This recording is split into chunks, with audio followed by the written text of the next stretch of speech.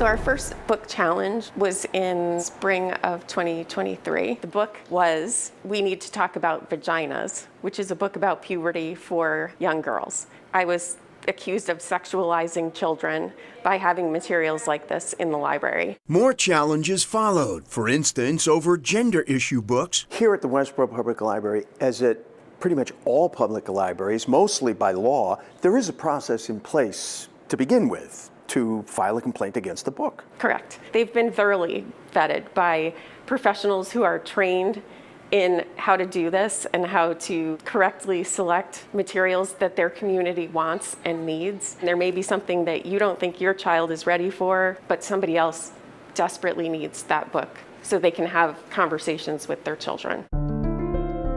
Nationally, in 2023, according to the American Library Association, the number of book titles targeted for censorship surged 65% from the year before. For public libraries alone, the increase was a stunning 92%. We welcome community members having questions or bringing concerns to the library. The vast majority of libraries have policies and procedures for handling materials challenges. It's right to demand more of our public institutions. What's different and what we see in the book ban data is that people are challenging not books that they read, but hundreds of books at a time. It's not a good faith challenge or an interest in strengthening the institution through an engagement between the patron and the librarian. This is about causing harm to the institution. Right on the front of the building facing Copley Square is the phrase "free to all." And for Boston Public Library, the all matters a lot.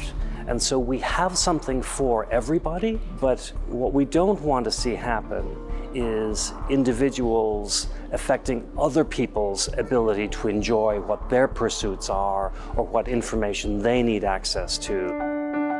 In 2023, Boston Public Library joined Books Unbanned, which creates free digital access to books that have been challenged or pulled in other libraries. Any 13 to 26-year-old anywhere in the country that is experiencing difficulty getting access to their collections locally because of these efforts can apply for a BPL e-card and gain access to our digital collections online. I think at this stage we have between 1,500 and 2,000 signups from every state in the nation.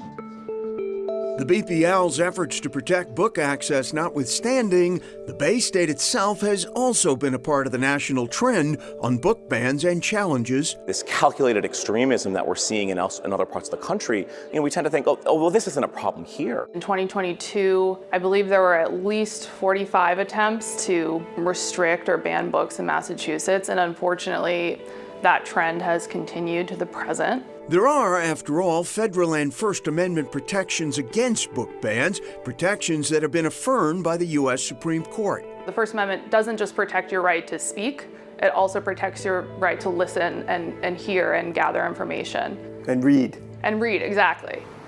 On Beacon Hill, legislative efforts have addressed the process by which books in the state's schools and public libraries can be banned or removed. State Senator Julian Cyr is a co-sponsor of Senate Bill 2528. The bill protects the right to read and ensures that librarians are in the driver's seat in determining the content that can be accessed in our public libraries, and also gives the public a clear process by which they can challenge a book if it feels so warranted. Parents do have the right to tell their children, I don't want you reading this book, I don't want you reading that book. They have the right to do that. But not the right to decide what other people's children read. That's exactly right. That's when it becomes a problem. Despite counter-efforts, the culture war problems persist for public libraries.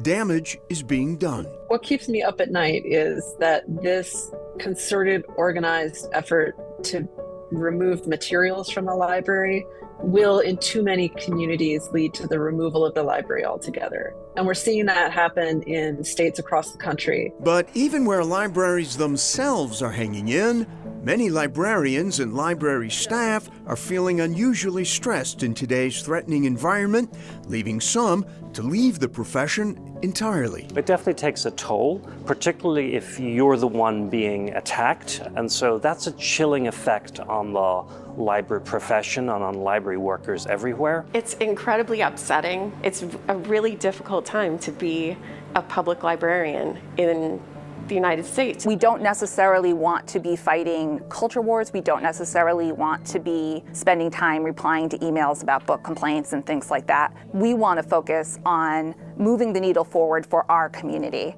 What libraries moving forward looks like after this.